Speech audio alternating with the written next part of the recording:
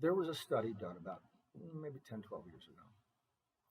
They hooked up 300 men and 300 women to all types of machines that measure physical responses in the body. Heart rate, pulse, respiration, all these different things that they can measure physiologically in the body. And they asked the men, name the 3 biggest stressors in your life. And they asked these 300 men while they're wired up to all these machines. And by and large, the men reply, well, it's my parnassa, it's my, all the things that men list that stress them out. And as the men talked about these things, their heart rate goes up, their pulse goes up, everything shows the body is under stress. The more they talked about it, the worse they felt. They asked 300 women, name the 3 biggest stressors in your life. And that's the kids and the relationship and all the different things that women talk about. And as the women talked about what was stressing them, their heart rates went down. Their pulse rate went down. Respirations, everything shows that the more they talked about them, the better they felt.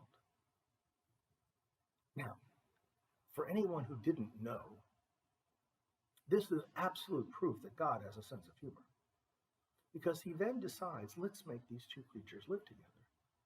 So that way, when there's a stressful situation, what does man want to do? Read a book, play ball, watch a movie, do some computer, work, anything to take his mind off it.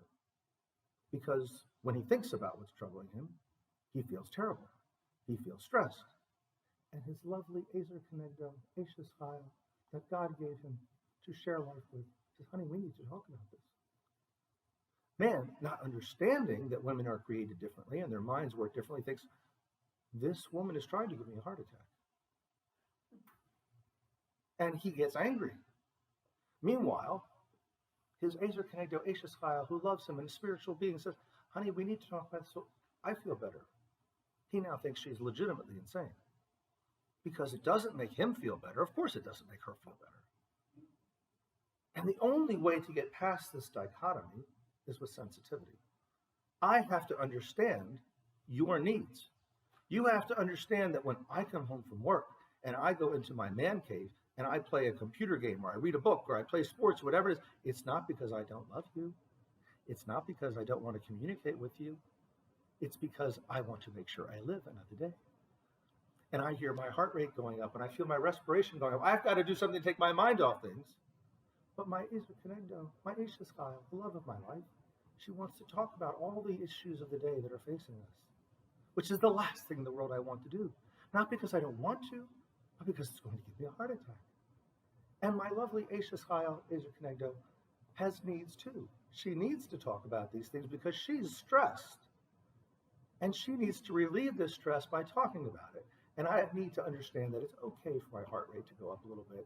It's okay for me to be a little bit stressed if it gives her something that she needs, just not to take it to the extreme. But this is the most common thing I see in marital stress.